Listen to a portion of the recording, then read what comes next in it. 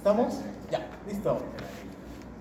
Ustedes cuando van a hacer reumatología van a revisar muchas enfermedades autoinmunes, conectivopatías, todo lo que tenga que ver con tejido conectivo.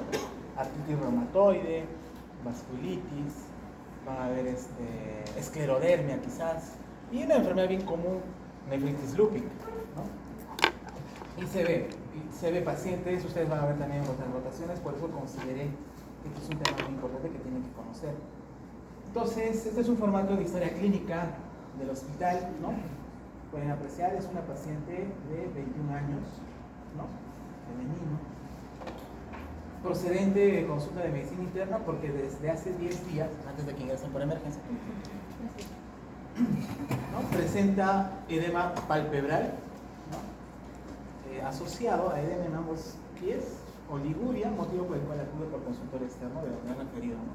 Para, en este caso, en emergencia. Por algún motivo habrá ido a la emergencia. Antecedentes, ¿no? 21 años. Hipertensión. En tratamiento, dice con enalapril doble de salía. Hace 10 días tuvo un síndrome convulsivo, ¿no? La presión de ingreso 149, 114. Altísima, ¿no? Con una taquicardia en 103, frecuencia respiratoria 20. Regular el estado general, edema bipalpebral en el rostro, el abdomen distendido con signo de LA positivo, en el pulmón no le encontró estertores, edema en miembros inferiores 2 cruces, orientada y pálida, ¿no? 2 cruces. Funciones vitales, ¿no? Presiones, ¿no? 150 sobre 90, hipertensa, ¿no? Obviamente le han dado ya el tratamiento antihipertensivo. Volumen de diuresis, en la última, como estamos apreciando, 1200. Se le solicita análisis de laboratorio. Estaba pálida, ¿no? El examen clínico. ¿Cuánto tenía de hemoglobina? Miren, 6.9 del día 18 de junio. Leucocitos y plaqueta normal. Miren la creatinina, 1.5, ¿normal? No, ¿verdad? Para la edad que tiene, 21 años, no. Urea 82. Y miren la proteinuria, ¿no? 2.678, ¿no? 2.6 gramos. ¿Nefrótico? No, nefrótico. No está en rango nefrótico. Dentro de los estudios inmunológicos, ¿no? Porque están pensando por la edad que tiene la paciente, le piden anticuerpos, ANA y complemento. En esta oportunidad en el hospital había complemento, se pidió complemento C3 y C4 y ustedes pueden verificar que el complemento está disminuido. Anticuerpos antinucleares, positivo, ¿no? Este anticuerpos antinucleares pues no es específico de una enfermedad, puede ser, es positivo en todas las enfermedades reumatológicas que van a ver, ¿sí? Pero ya con el complemento, ya como que te va orientando. Creatinina de seguimiento 1.4, miren la hemoglobina 5.8, una anemia severa, ¿no? ¿Qué harían ustedes ahí? ¿Me transfunden? Bueno, porque probablemente esté sintomático, probablemente esté sintomático. Sí, te transfundes. Perfiles hepáticos normales, miren la albúmina 1.75. Ya, con ese valor de albúmina, ¿tiene síndrome nefrótico? Sí, la albúmina manda, ¿verdad? Habíamos dicho en clase. ¿Cuánto dice ¿No? ahí? Entonces, ¿3 o 1? nefrótico, a pesar de que de repente la proteinuria no está en el rango nefrótico. Miren el examen de orina. Proteínas 1 cruz, sangre 2 cruces, ¿no? Hematíes, ¿no? 20 a 25. Obviamente que acá en este examen de orina en el hospital no hacen la distinción, pues, ¿no? Cuando encuentran hematuria no nos van a describir si son isomórficos o dismórficos, ¿no? Pero por el cuadro de la paciente, por la proteinuria que tiene, probablemente sea de origen glomerular, ¿no? Si fuese de origen glomerular, ¿cómo tendría que estar? ¿Qué tendríamos que encontrar? Hematíes dismórficos, ¿no? Más del 40%. Y si nos describen acá en tocitos, más del 5%. Y se encuentra un cilindro, también, un eritrocitario, ya sería suficiente para considerar el origen glomerular. Sí. Miren, la creatinina trepó hasta 4. ¿Con cuánto entró? 1.5. El 26, el día 30, 4 días después, está en 4. ¿Qué tiene? Lesión renal aguda, porque subió por encima de 0.3. ¿Sí? Lesión renal aguda. Entonces ya van armando, ¿no? Ya van tejiendo. Esa paciente entonces tiene lesión renal aguda, síndrome nefrótico, es hipertensa, hay hematuria, probablemente también tenga síndrome nefrítico. Se pidió ecografía renal. Esa están viendo en esta imagen. Riñones riñones normales, ustedes pueden apreciar, es el riñón derecho y el riñón izquierdo. Cuando ustedes verifican riñón, ¿qué tienen que ver? Longitud, ¿no? ¿Cuánto tiene que medir un riñón usualmente? 2. ¿Cuándo consideramos que son pequeños? Por debajo de 9, ¿no? La longitud, ¿sí? Salvo pues que la paciente sea chiquita, ¿no? 1,40 m quizás, de repente, sí, obviamente sus riñones están bastante pequeños. ¿Qué más vemos en la ecografía? La diferenciación córtico-medular. Acá vemos que hay una buena diferenciación córtico-medular. La corteza y esta es la médula. Hay una buena diferenciación porque se nota, es nítido, tanto en el riñón derecho de arriba, el riñón izquierdo abajo, ¿no? Se nota muy bien. ¿Qué más necesito ver? Parénquima. ¿Dónde medimos el parénquima? Es esta distancia, ¿no? ¿Cuánto tiene que medir? Por encima de 14 milímetros. Entonces, si ustedes ven eso, ¿no? Es un riñón normal. No hace que en el examen les ponga describir, ¿no? Ecográficamente cómo se ve un paciente con enfermedad renal crónica, ¿no? Pues ya saben. Estoy advirtiendo. Para el examen práctico. Teórico no va a ser, pues, ¿no? ¿Ah? Todo lo que parece es práctico. Muy bien. ¿Cuál sería el plan de trabajo con la paciente? ¿Ah? No. ¿Cuál sería el plan de trabajo? Hemos revisado bien el análisis, tiene lesión renal aguda, síndrome nefrótico, nefrítico, una anemia severa, ¿no? Hay una proteinuria, la ecografía renal está normal. ¿Ah? Transfusión y los 4 pilares. ¿Alguien dijo? Transfusión. ¿Quién? Hidratación. Hablen. Transfusión. ¿Quién dijo biopsia? ¿Quién? Muy bien, biopsia renal. Ese sería el plan de trabajo para la paciente. Biopsia renal. Muy bien. Entonces estamos hablando de lupus. Obviamente, si consideramos así a nivel de todas las enfermedades, va a ser no muy frecuente como la diabetes, como la hipertensión, pero tiene una incidencia, miren, de 1,8 a 7,6 casos por cada 100.000 personas año. Y acá tiene una prevalencia e incidencia a nivel global. Obviamente Perú está ahí, en el mapa, blanco, no hay datos. Ustedes pueden ser los primeros en generar el dato. Depende de ustedes. Hay pacientes con lupus en el hospital. Hay bastantes. Obviamente no todos hacen compromiso renal, ¿no? Pero pueden hacer ese estudio si desean para su trabajo de tesis. La prevalencia, 40 a 200 casos, y nuevamente Perú no tenemos datos. 25 a 50% de los pacientes con lupus tienen compromiso renal desde que inician su enfermedad. Entonces acá, ¿todos los pacientes con lupus tienen compromiso renal? No.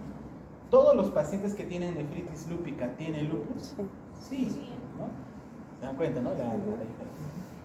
Aproximadamente el 60% de pacientes con lupus desarrollarán enfermedad renal durante su evolución, más de la mitad, obviamente no el 100%, y la proporción va a variar de acuerdo a la localidad, al país donde uno ha estudiado, ¿no? Proporción mujeres-varones, miren, 10 a 1. ¿Por qué creen que las mujeres sean las más propensas a tener lupus? Porque en vuestros genes X están los genes inmunomoduladores, la mayoría, y ahí está. ¿Sí? Pico de inicio de la enfermedad, entre 15 y 45 años, y más del 85% de pacientes son menores de 55 años. ¿Eso quita la probabilidad que un varón no tenga lupus? Podemos tener lupus, pero si al varón le da lupus, ¿cómo sería el curso? ¿Ah? No, agresivo. En quien es más común, es más leve inclusive. En quien es más raro, es más agresivo. Entonces, si a los varones nos da lupus, sonamos. Nuestro pronóstico es malo. ¿Sí? Ustedes están viendo acá la incidencia en Reino Unido. Dice 15 a 1, ¿no? Va a depender. De repente acá cuando alguien hace el Tarapoto, de repente puede ser 5 a 1, quién sabe, 10 a 1. O de repente más, 20 a 1. Y obviamente varía de acuerdo, ¿no? Incluso mira acá, si comparamos con la incidencia en los Estados Unidos, esta proporción no es 15 a 1, sino es 10 a sobrevida de los pacientes que tienen lupus. ¿Quiénes viven más? Según este cuadro, viven más aquellos que no tienen compromiso renal. ¿Sí? Ustedes están viendo acá, ¿no? Estas son las curvas de Kaplan-Meier. El 94% de los pacientes con lupus, pero sin nefropatía, vivían en un periodo de 10 años. y el 88%, ¿no? Aquellos que hacían compromiso renal. Entonces, aquellos que hacen compromiso renal se mueren más. Es peligroso. Entonces, la nefritis lúpica. Punto de corte, 5 años. Antes de los 5 años, ¿por qué se mueren los pacientes? Por la misma enfermedad, por el mismo lupus, o si se agrega una infección. Sepsis de cualquier tipo, neumonía, una infección urinaria complicada, cualquier tipo. Pero si pasa de los 5 años de seguimiento, ¿cuál es la principal causa de muerte? Trombosis. Puede ser un accidente tromboembólico, una tromboembolia pulmonar, ¿no? Un ácido isquémico podría ser como causa, ¿no? De trombosis. Entonces, causas de muerte: lupus activo, la misma enfermedad, en un 26%, trombosis, ¿no? 26%. La trombosis se asocia a este síndrome antifosfolipídico que van a ustedes revisar. ¿Y con qué está asociado? Con ACVs, oclusiones coronarias, ¿no? Infartos, embolia pulmonar. Y si se muere por infecciones, miren, la principal causa respiratoria, neumonías. Abdominales, puede ser peritonitis, ¿no? Urinarias, ¿no? Las infecciones urinarias complicadas. Ustedes pueden apreciar en este cuadro la sobrevida de los pacientes dependiendo del periodo de año de estudio. Miren, en el periodo del 70 al 85 se morían más, pero se reduce en el periodo 2002-2016. ¿Por qué creen? ¿Por qué crees? ¿Por qué crees que en el año 70 se morían mucho más aquellos que tenían lupus? Porque no había Terapia. Por eso, más que todo por el tema inmunosupresión, principalmente. Muy bien. Esta es una descripción, creo que es un hospital acá de Perú. Sí, de acá de Perú está la revista. Acá en el Perú, donde hicieron, en este estudio en un hospital regional, creo que fue en el hospital de Poligonal, ¿no? La relación mujer-hombre, miren cuánto encontraron, ¿no? 8-1. La edad de presentación en Lima, ¿no? Con los pacientes que habían realizado casos de lupus, era 30 años, con un intervalo entre 23 y 43. La mortalidad ocurría en el 8% de los pacientes y principalmente la causa de muerte era sepsis, ¿no? 2 veces más, casi 3 veces más el riesgo de morir si tenía sepsis. ¿Qué tipo de sepsis? Mira, shock séptico pulmonar, y la otra causa de muerte era ACES, ¿no? Asociada probablemente a trombosis. ¿Pero por qué se produce el lupus? Hasta ahorita no se ha descubierto la causa. Hasta ahorita. Entonces están viendo ahí cuáles los factores están asociados a lupus. Se involucran factores ambientales, donde vivimos, a través de la ciudad, la polución, la contaminación, y factores genéticos. Lo que comemos, de repente esos snacks, los tortes, ¿no? Los chisitos, puede ser, ¿no? Porque todo está relacionado. Miren, factores ambientales, ¿no? Tiene que ver mucho con la polución. Miren, incluso tiene que ver mucho con dar a luz. Los que andan así por cesárea parece que están con mayor riesgo. Aquellos que tienen estos genes, ¿no? Pueden tener lupus. La comida, miren, las hamburguesitas, ¿no? Acá full, ¿no? Y atrás full hamburguesa comen ahí los muchachos. Hormonas femeninas, ¿no? El cromosoma X tendrá que ver, algunos antibióticos, paracetamol. No se sabe la causa. Entonces, al final todo eso, ¿qué es lo que está produciendo? Miren acá, ¿no? Una disbiosis. Parece que el punto de origen es a nivel del intestino. ¿Sabes que el intestino puede llegar a todo, verdad? Lo que uno come, bebe, ¿no? Hasta lo que uno respira puede estar llegando al intestino. ¿Y qué estamos alterando? Nuestra flora normal. ¿Cuántos tipos de bacterias creen que tengamos en el intestino? Millones, trillones, billones, ¿no? Miren, ¿qué factores influencian? No son la causa, sino que pueden influenciar a que tengas lupus, ¿no? Si eres mujer. Y si somos varones, igual estamos predispuestos, ¿verdad? Solventes, pesticidas, enfermedades ocupacionales que tienen que ver con el sílice, metales pesados probablemente, los que fuman, ¿eh? ¿Quiénes fuman acá? La contaminación, parece de los que viven en Lima, acá en Tarapoto, ¿no? No nos vamos a vivir donde Lamas, ¿no? Donde no haya mucha contaminación, no haya mucha moto, ¿no? Mucho carro, quizás. Tendrá que ver los rayos UV, miren, ¿no? Vitamina D, o algunas hormonas, ¿no? Estrógenos, infecciones. Todo esto va a influir obviamente a factores que probablemente tengamos, ¿no? De acuerdo al sexo, nuestra genética, ¿no? Incluso, miren, empieza desde los gatos, ¿no? Desde el ovario, el óvulo, el espermatozoide, el útero, el nivel perinatal. Todo eso al final va a desencadenar lupus. Miren, nuevamente factores genéticos, ambientales, factores inmunológicos propios de nosotros, cuando nuestro cuerpo no tolera algunos antígenos, algunos anticuerpos y nos atacan nuestros mismos. ¿Y qué órganos se dañan cuando ahí tenemos lupus? Riñones, piel, pulmones, cerebro, corazón. Te afecta todo. Te afecta. ¿Qué porcentaje afecta a los riñones? Hasta un 60%. ¿Sí? En el curso. Pero hay fuerte evidencia epidemiológica en estos factores. Miren, aquellas personas expuestas a silicato de sílice, cigarrillo, anticonceptivos, las terapias de reemplazo hormonal, y como en otros estudios siempre habíamos encontrado que había una asociación inversa al alcohol. Así que, bueno, es que estoy fomentando que tomen, pero parece que es, ¿no? Parece, lo dice la ciencia. Factor Su copa de vino, su copa de vino. Entonces, ¿por qué hay muchas terapias para lupus? Porque no se sabe la causa. No se sabe. Y ahorita, tal como les estaba comentando en la diapositiva previa, todo parece enfocado a la parte intestinal. Disbiosis, ese es el término. Estamos alterando nuestra flora normal y están entrando otra serie de patógenos. Y miren, esta disbiosis no solamente está asociada con lupus. Miren, ¿con qué otras enfermedades? Artritis reumatoide, gota, osteoporosis, está asociado con enfermedad vascular periférica, litiasis renal, con diabetes, con obesidad, síndrome metabólico, resistencia a la insulina, enfermedades hepáticas, cirrosis, cáncer, ¿no? Miren, enfermedad cirrosis no alcohólica, con el autismo, el estrés, la ansiedad, la adicción, la depresión, la esclerosis múltiple, Parkinson, Alzheimer, desórdenes del apetito. O sea, todo está en el intestino, parece. Todo parece.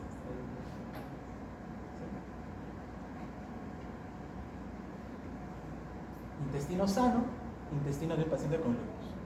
¿Qué es lo que ven?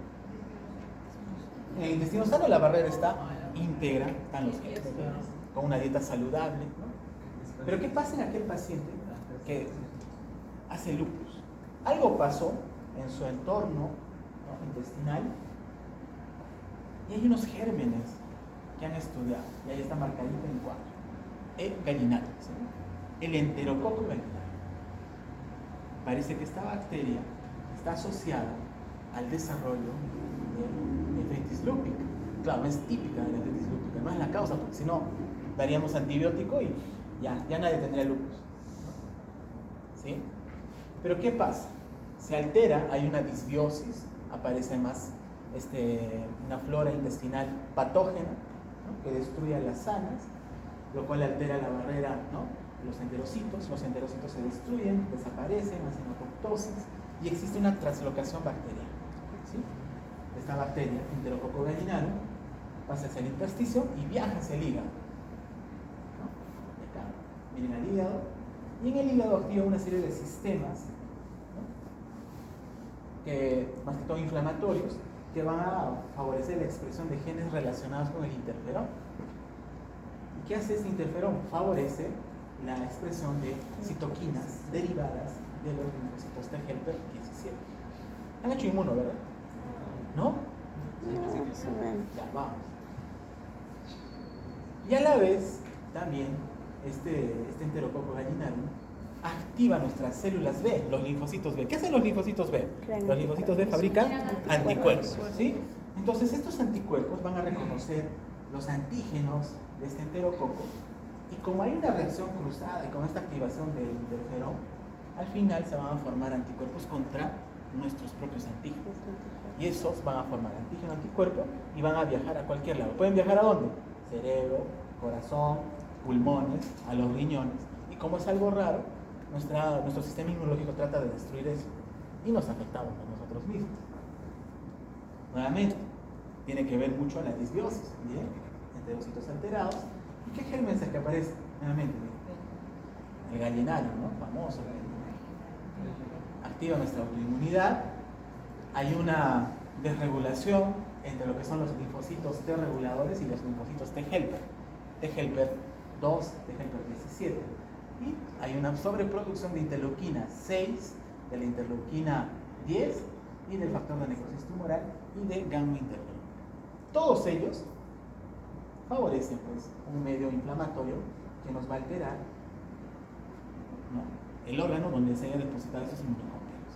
Pero ¿cómo han demostrado pues, que era este gallinario? ¿No? Famoso, es una revisión, en el New England pueden revisarlo. ¿No? Tenemos acá dos ratoncitos. ¿No? Un ratoncito que está expuesto, puede estar predispuesto a tener lupus, y un ratoncito recontra sano. Entonces, ¿qué hicieron? A estos ratoncitos, a uno le inyectaron el enterococo, la línea intestinal. Obviamente se originó disbiosis en su medio intestinal, hubo una translocación. Esa translocación, el germen viaja hacia donde es el hígado y se expresa una serie de mediadores inflamatorios, los cuales que van a producir aumento de la permeabilidad intestinal, autoanticuerpos, síntesis de interferón, ¿no? Nuevamente TGP17. El ratoncito desarrolla lupus. ¿Qué hacemos a este ratón? Le inyectamos otro tipo de bacterias. Miren, no ocurre lo que hace el gallinario. No hay translocación, no hay lupus, a pesar que el ratón está predispuesto a tener lupus genéticamente. ¿Qué pasa si le doy antibióticos? Vancomicina, ¿no? O lo vacuno. Obviamente, a pesar de que el ratón pueda tener el gen para que haga lupus, no hace lupus. Entonces, en este experimento demostraron que el gallinario era el desencadenante en este ratón, el enterococo. ¿Qué pasa en el ratón sano? Miren, le pasan enterococo gallinario, pero ese ratón no está predispuesto a tener lupus. No hay translocación, no hace lupus. Miren, si lo colonizamos solamente con el gallinario, obviamente le quitamos todas las bacterias que tenía, generamos disbiosis, ahí sí va a haber translocación. Y si hay translocación, ¿dónde va el hígado? Y se despierta y hace lupus. Genera, miren, estos anticuerpos, anti-DNA de doble cadena. Si este ratón sano lo infectamos con salmonella, hace translocación, no le damos ni antibiótico, no desarrolla lupus. Entonces, en este experimento que estaban demostrando, este enterococo parece que te predisponía a desarrollar lupus. Este cuadro medio complejo, ¿no?, llega a demostrar que, miren acá, estos son los pacientes donantes de hígado, pero que están sanos. Entonces, y estos SLE son los pacientes que tienen lupus. ¿Qué examinaron? ¿Dónde están los gérmenes? En el intestino, ¿no? Entonces quisieron detectar este enterococo en las heces. Ustedes pueden apreciar, detectaron algunos marcadores también de daño del enterocito, que es la albúmina y la calprotectina, ¿no? Esos dos marcadores me dicen si hay daño a nivel del enterocito. Ustedes pueden apreciar que en las personas que estaban sanas, digamos, no había elevación, ¿no?, de esos marcadores, pero los pacientes que tenían lupus sí tenían elevación de esos dos marcadores. Por ende, algo estaba pasando en su enterocito, se estaba destruyendo probablemente, ¿sí? Cuando quisieron detectar el enterococo gallinario, miren, acá estos ya son muestras de biopsia de hígado. Estos son los pacientes contra los que tenían cirrosis. En los pacientes que tenían cirrosis no encontraron. En los pacientes que tenían hepatitis autoinmune sí encontraron. En los pacientes que tenían cirrosis también, no alcohólica en este caso, no habían encontrado. Entonces, este gallinario parece que se desarrolla en esos pacientes que tienen una predisposición genética a tener enfermedades autoinmunes. ¿Por qué encontraron este mismo germen en un paciente que tenía hepatitis autoinmune? Hicieron, ¿no?, ¿cómo se llama esto? Un proteinograma, más o menos parecido a un proteinograma electroforético para detectar la presencia del gallinario. Estos son los pacientes controles del 1 al 6 y el del 7 al 9 son los pacientes que tienen lupus. ¿Quién tiene el germen? Según ese electroforesis. El gallinario, miren, esta es su característica, bien blanco, tiene dos rayitas, uno bien blanco y uno medio gris. ¿Quién tiene? Los que tienen lupus. En los que tienen lupus se encuentra este tipo de germen. Cultivaron y encontraron que el gallinario estaba positivo en esos pacientes. Bien complejo. Eso no les voy a preguntar, obviamente es para información. Es que no han hecho inmuno, pues, ¿cómo le van a preguntar si no han hecho inmuno? Entonces, en la fisiopatología, ¿no?, del lupus, ¿quiénes participan? O hay una regulación defectuosa de los linfocitos T, hay una activación policlonal de linfocitos B y obviamente hay la participación de bacterias y algunos virus. ¿Qué nos van a producir? Disminución, por ejemplo, de linfocitos citotóxicos. Si hay apoptosis ya no va a haber quien los va a eliminar. Va a haber incremento de expresión de linfocitos TCD4 que van a sobreexpresar estas moléculas, TGP1, TGP2, TGP3, los cuales al final activan estos receptores Toll-like que van a generar autoanticuerpos de tipo inmunoglobulina G. También hay una sobreproducción de gamma interferón. Estos autoanticuerpos nos van a atacar a nuestros ácidos nucleicos que están en las células, van a tocar a la cromatina, a los nucleosomas, ¿no? A la línea de cadena y a las ribonucleoproteínas de nuestras células. Al atacar, con estos anticuerpos se van a formar ¿qué cosa? Complejos inmunes. Anticuerpo, antígeno. Estos complejos inmunes se van a depositar ¿dónde? Pericardio pleural. Los pacientes que tienen lupus, ¿tienen pericarditis? Sí, tienen derrame pericárdico. Tienen hasta miocarditis, ¿no? En la unión dermis-epidermis, ¿no? Lupus cutáneo, ¿sí? En el plexo coroideo. También nos afecta arriba, ¿verdad? Y a nivel del glomérulo, obviamente. ¿Qué va a pasar cuando estos complejos inmunes se van a depositar a nivel del riñón? A nivel del glomérulo se van a activar el complemento. Por eso es que veían que la paciente tenía complemento bajo, porque si se activa se consume, entonces el complemento baja. Y si se activa el complemento, ¿qué va a pasar? Activación de factores procoagulantes, se activan factores receptores de leucocitos. Estos liberan una serie de trampas, ¿no?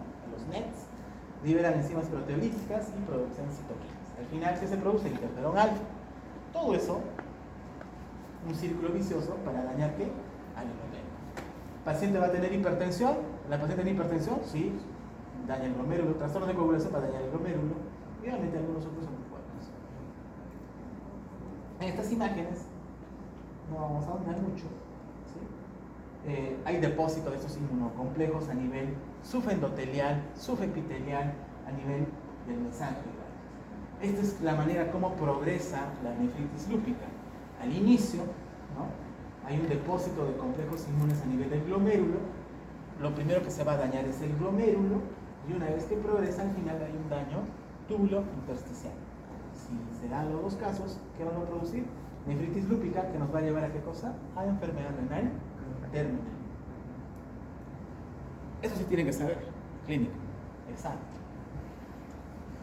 Hay 11 criterios para clasificar para caracterizar a una paciente que sí tiene lupus, ¿no? Rash malar, un rash discoide, fotosensibilidad, úlceras orales, presencia de artritis, serositis, ¿no? Serositis, ¿con qué me refiero? ¿No? Puede haber derrame pericárdico, derrame pleural, puede haber asitis, ¿no? Pero principalmente pericarditis. Compromiso renal, compromiso neurológico, desórdenes en la sangre, desórdenes inmunológicos obviamente dados por los anticuerpos y anticuerpos antinucleares anormales. Si cumples 4 de los 11 criterios, 4 de estos 11, probablemente sí tienes lupus. ¿Qué tenía la paciente? Anemia. ¿Sí? Había tenido convulsiones 10 días antes. 2 criterios. ¿Qué más? Desórdenes inmunológicos. Tenía disminución del C3, C5. Tenía anticuerpos antinucleares, ANA positivo. 3 criterios. ¿Y el cuarto criterio cuál era? ¿Ah? La hiperproteinuria. ¿Hipoproteinuria? No se dice así. ¿Ah? No, la proteinuria por sencillo. Pero no estaba hiperproteinuria, no se dice hiperproteinuria. Pero no estaba en rango nefrótico. Independientemente de eso. Pero había compromiso. O es normal había eliminar 2 gramos. Pero había hipoalbuminemia, eso sí. No es normal eliminar 2 gramos de proteína con hipoalbuminemia. Entonces tenía 4 criterios. ¿Sí? Tenía lupus entonces. Cuidado que en el examen les ponga así. ¿No? Les ponga el caso clínico. Ustedes les voy a poner, ¿no? ¿De acuerdo al diagnóstico que sospechan? Ok. 4 de 11 criterios. Y ahí están los 11 criterios. Ahí está, dice, ¿no? El desarrollo de 4 de los 11 criterios a lo largo de la vida da una sensibilidad y una especificidad del 96%. No es al 100%, pero 96% es alto. Criterios de compromiso renal, ahí está. Proteinuria persistente, más de 500 miligramos por día. O, si es que les doy un examen de orina, proteínas 3 cruces. La presencia de cilindros celulares biliares. Eso me está hablando de compromiso renal. Nuevamente, manifestaciones. ¿Qué es lo más común en mujeres? 71%, lupus cutáneo. Compromiso renal, 21%. En los niños, ¿cómo se manifiesta lupus? Principalmente fiebre, 46%. Enfermedad neurológica, 17%. Y como enfermedad renal, 42%. Estas son las manifestaciones clínicas que tiene un paciente con nefritis lúpica.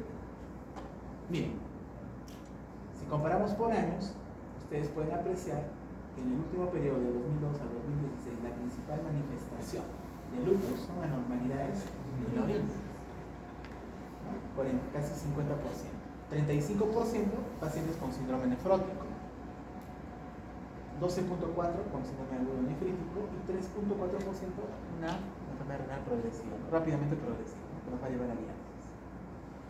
¿Qué clase histológica es la más común?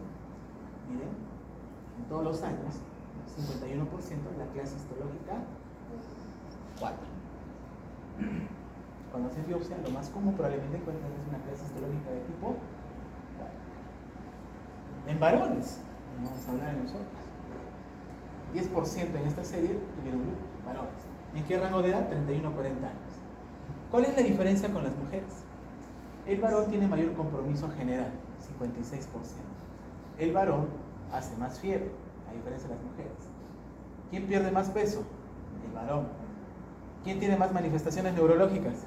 La mujer. ¿Quién tiene mayor compromiso renal? Varón.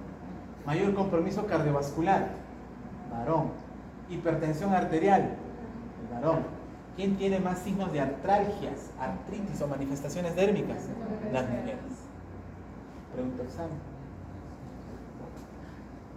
¿Quién tiene mayor prevalencia de anemia? El varón. Por ende, ¿quién se muere más? Varón. ¿Quién es el que tiene peor pronóstico? Varón.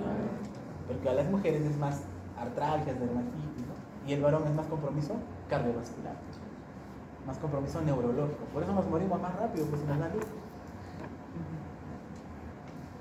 Y esta anemia hemolítica está asociada principalmente con este autoanticuerpo asociado al síndrome antifosfolipídico, ¿no? La IgG anticardiolítica. Entonces aquí hay un congreso de pediatría. Miren, nefritis lúpica se observa en el 40-80% de niños con lupus eritema.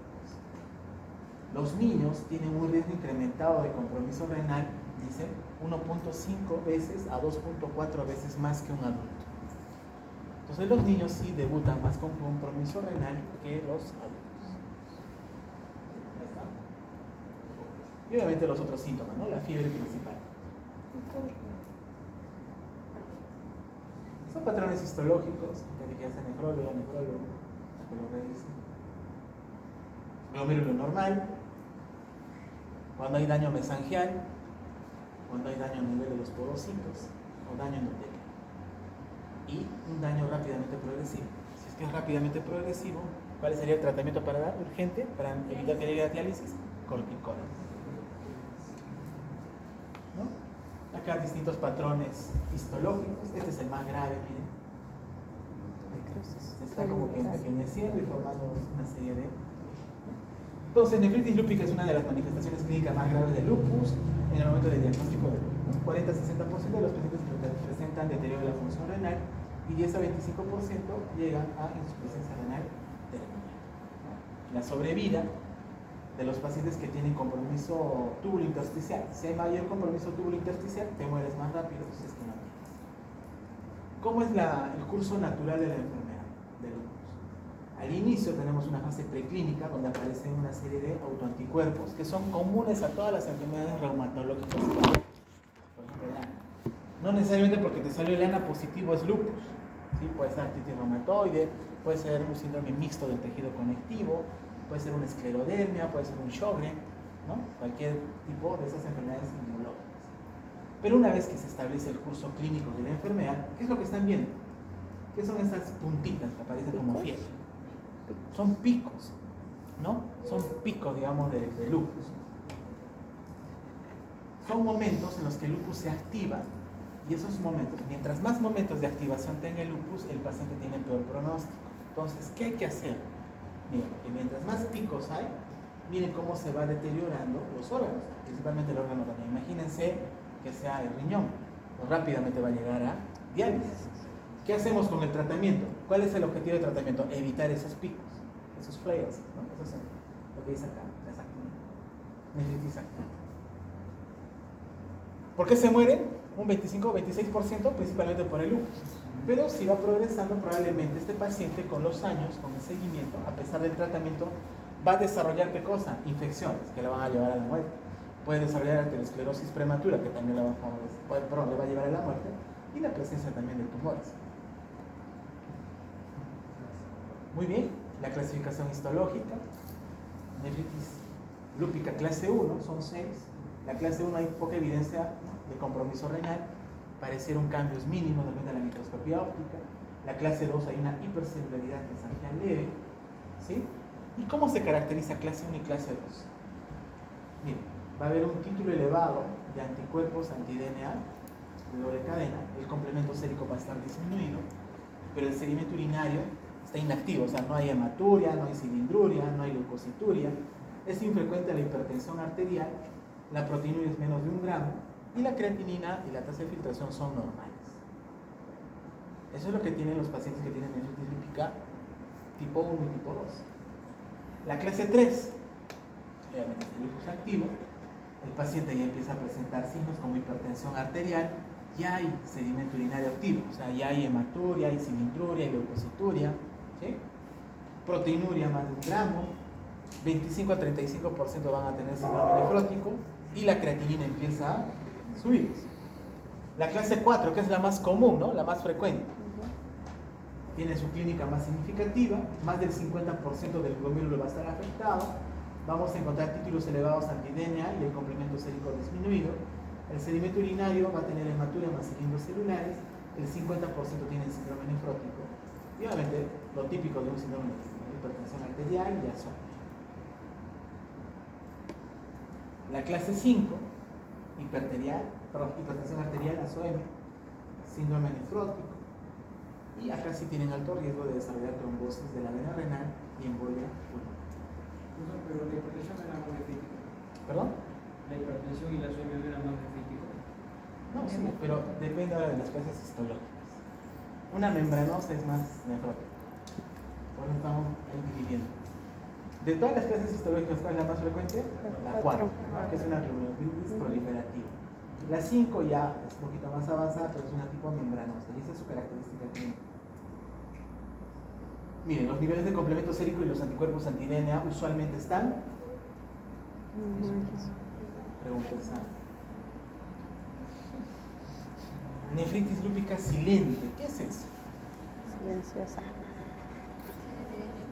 Creatinina normal, tasa de filtración glomerular estimada normal, le pido marcadores inmunológicos negativos, sedimento urinario normal, le hago la biopsia, hallazgos típicos de lupus.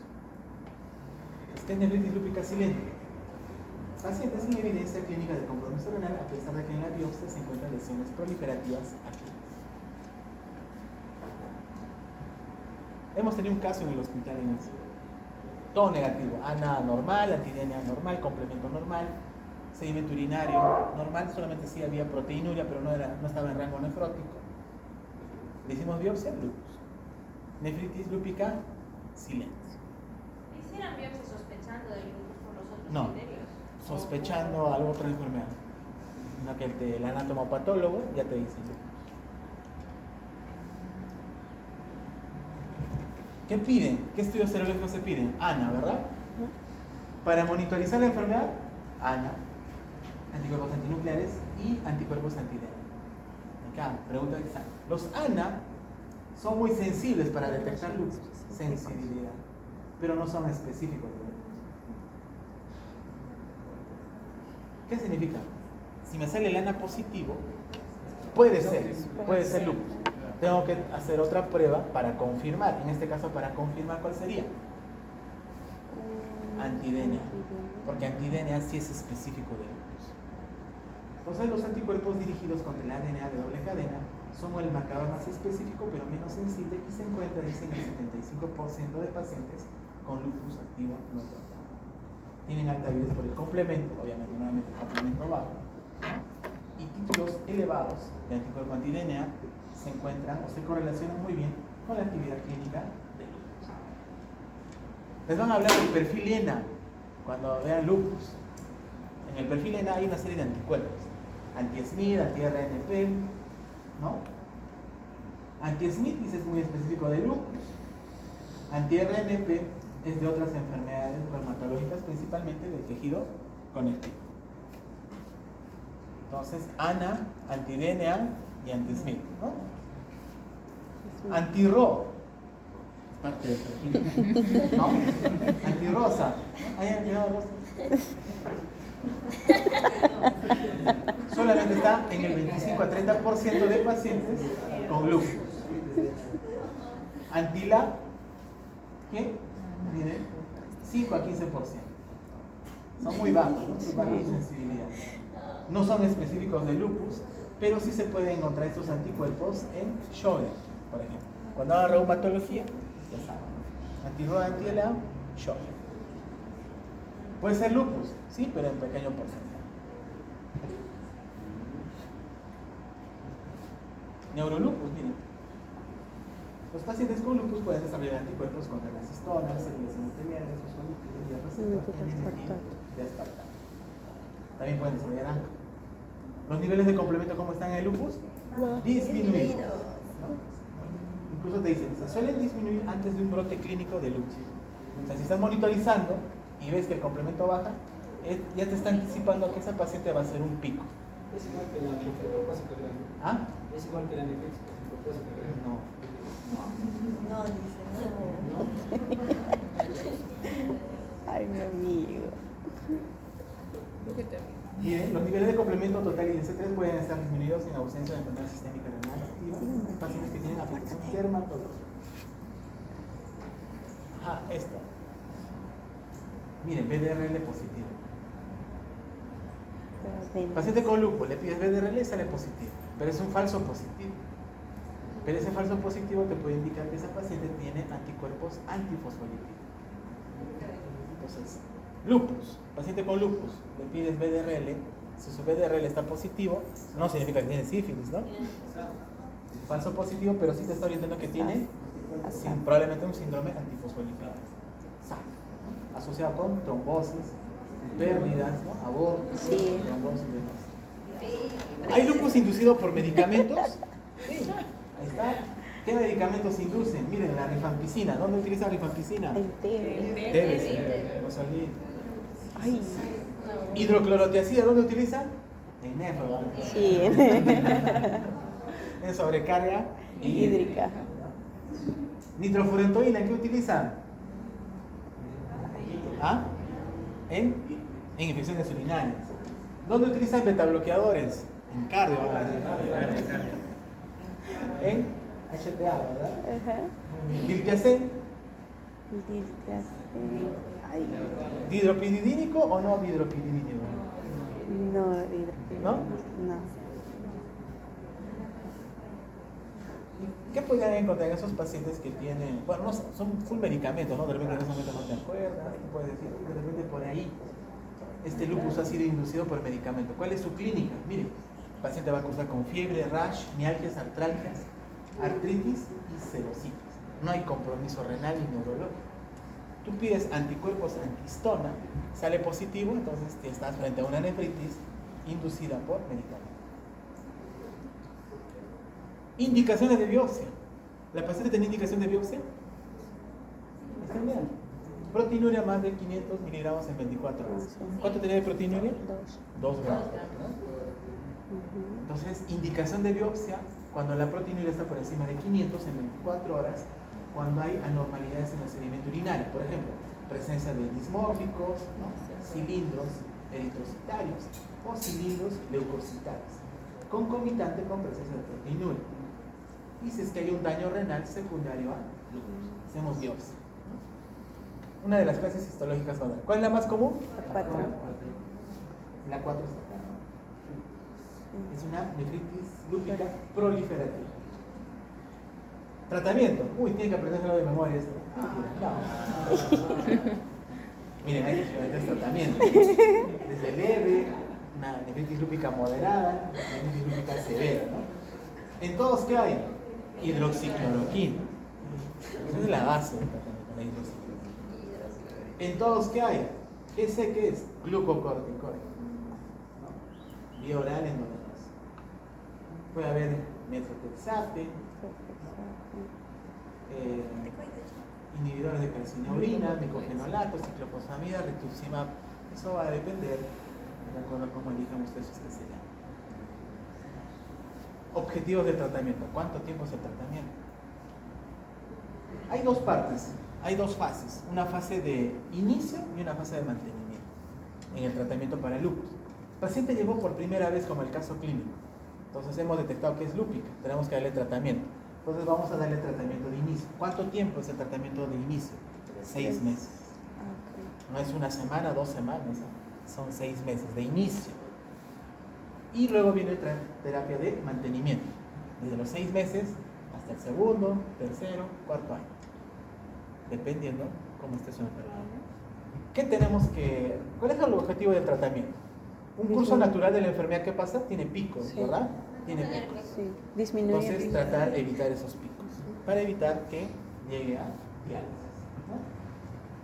Esto también lo tomé de un congreso, miren, muy bueno, porque creo que es la diapositiva que mejor explica cómo es el manejo para el lupus. Y sería bueno que lo aprendan para que cuando hagan el internado, ustedes mismos propongan. Le van a proponer a reumatólogo ustedes. De fundado. ¿Qué clase histológica es la más común? A 4. Entonces, probablemente la mayor parte de los pacientes van a ser tipo 4. Síndrome nefrótico, nefrítico, hipertensión. ¿Sí? No sé. Entonces, tenemos clase 3 o 4, como dice acá. 4, 3, 5 o 4, 5. El punto es que es 4 en todo. ¿Qué le dan? Metilprednisolona. Hemos dicho fase de inicio, ¿no? Entonces damos corticoide. Entonces se da pulsos de metilprednisolona. ¿Qué dosis? Dice, de 500 a 2500 endovenoso. Damos 500 miligramos, por ejemplo, cada 24 horas durante 3 días. Ese es tu pulso de metilprednisolona. Y una vez que cumplas los 3 pulsos, pasas a qué? Prednisona vía oral. ¿A qué dosis? De 0,5 a 1 miligramo por kilo. Actualmente se opta por utilizar 0,5 miligramos por kilo, por día de prednisona, para evitar los efectos adversos del corticoide. Y a esta prednisona, una vez que le has puesto tu pulso de metilprednisolona, terminaron tus 3 días, le agregas, inicias prednisona a dosis de 0,5, tienes que agregarle cualquiera de estos dos inmunosupresores. En el hospital, para suerte, hay micofenolato. ¿Sí? Tenemos micofenolato. Entonces damos de dosis de 2 a 3 gramos por día. Este tratamiento, si optamos con el corticoide y el micofenolato, ¿cuánto tiempo le vamos a dar a esa dosis? 6 meses. Después de los 6 meses vamos a pasar a una terapia de mantenimiento. Probablemente la dosis de prednisona ya sea mínima, el micofenolato también vamos a reducir como si es muy agresivo, ¿no? Puedo dar ciclofosfamida, que para suerte también de ustedes ahí en el hospital. Y en la ciclofosfamida hay 2 esquemas, siempre el esquema americano y el esquema europeo. La de alta dosis es el esquema americano. Cuando dan ciclofosfamida de dosis de 500 a 1000 miligramos por metro cuadrado endovenoso mensual por 6 dosis. A los 6 meses de inicio. Ahora, si doy el Eurolupus, ¿no? Dosis de 500 miligramos cada 2 semanas por 6 dosis. Eso se lo tenía probablemente en 3 meses. Cualquiera de ellos. Si es una clase 5, ¿no? Una membranosa, ¿le pongo pulso? No. Le doy prednisona, 0,5 miligramos por kilo, y le agrego micofenolato. ¿Cuánto tiempo? 6 meses. 6 meses. ¿Por qué les enseño esto? Porque hay muchos pacientes que se ven en piso y solamente les dan tratamiento un mes, se olvidaron, no les han enseñado, no les han dado una indicación adecuada, y a veces ya regresan al hospital después de 6 meses sin haber completado el tratamiento y llegan para diálisis. ¿Sí? Entonces, bueno, ¿qué sea? El pulso, ¿cuánto tiempo se le da? 3 días. 3 días. Y la prednisona sí es 6 meses. Después se le agrega. O sea, hay 3 días, 6 meses, 6 meses. No. En total. Todo eso es tratamiento de inducción. Mira, ¿tratamiento de inducción cuántos meses? 6 meses. 6. El mantenimiento. ¿Ese que he pasado que dice? Tratamiento de inducción. Ese tratamiento va a ser por 6 meses. Todo, con todos los ciclos. Ajá. Bueno, este es un resumen de lo que vamos a hablar anteriormente.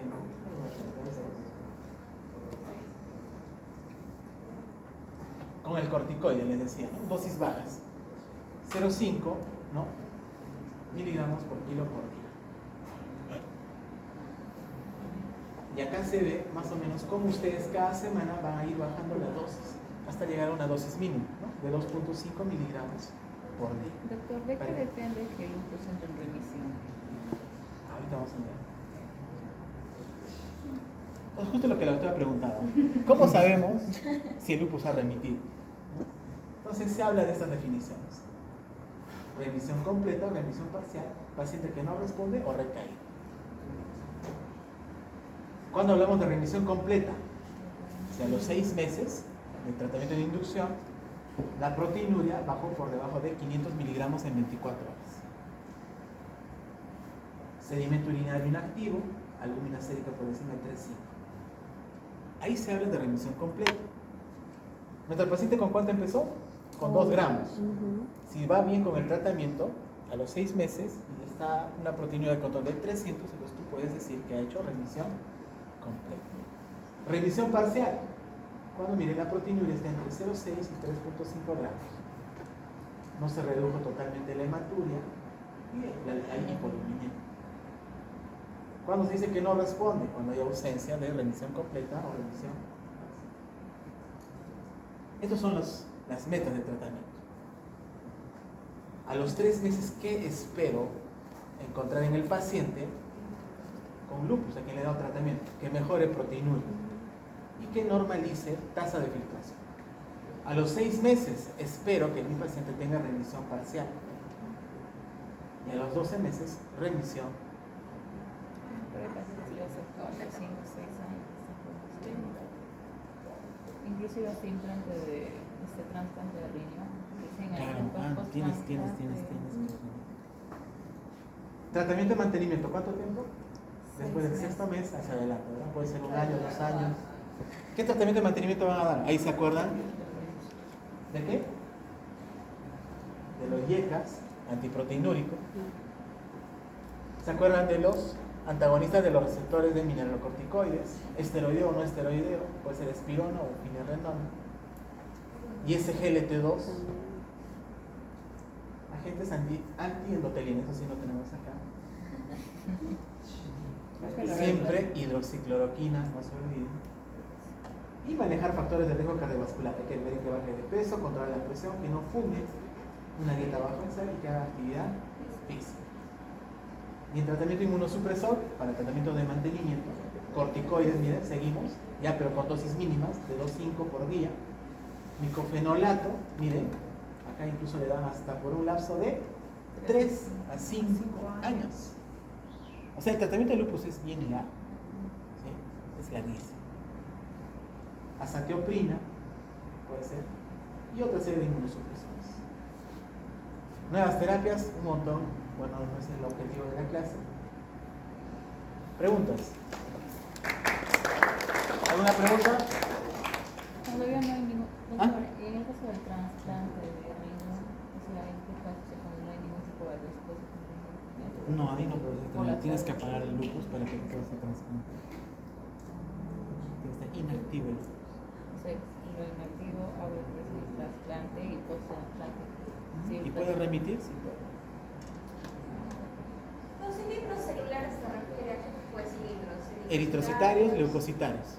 Principalmente eso. Puede haber granulares, puede haber hialinos. Pero preferencia también. Otro. Por ahí atrás que está, que se ríen. Los 3. ¿Preguntas? ¿Alguna pregunta? ¿Mis estimados? Doctor. ¿Está todo bien? ¿Va a sacar 20 en el examen? 3, los dos. Después de los 3 meses, hace 2 diapositivas había terapia inmunosupresora y no inmunosupresora. Eso es terapia de mantenimiento. Y en el mantenimiento, ¿en qué momento escojo cuál de las Depende de dos? cómo has hecho tu inducción. Si tu inducción, por ejemplo, has empezado, obviamente has empezado con corticoide y has empezado con micofenolato. Mantenimiento también es el corticoide con micofenolato. Y siempre tienes que dar los antiproteinúricos. Del inicio ya es GLT2, IECAS, espirón. Siempre. La nefritis lúpica también se puede, o sea, es una combinación de nefrótico y nefrítico. Sí, puede haber cualquier, dependiendo de la clase histológica, has visto. La usual, la común que es la 4, te va a dar nefrótico nefrítico, porque es una proliferativa. Pero si es una clase 5, que es membranosa, puramente nefrótico. Si es una clase 1, puede ser nefrótico, nada más, pues son cambios mínimos. ¿Preguntas? Break 5 minutos para empezar la segunda clase.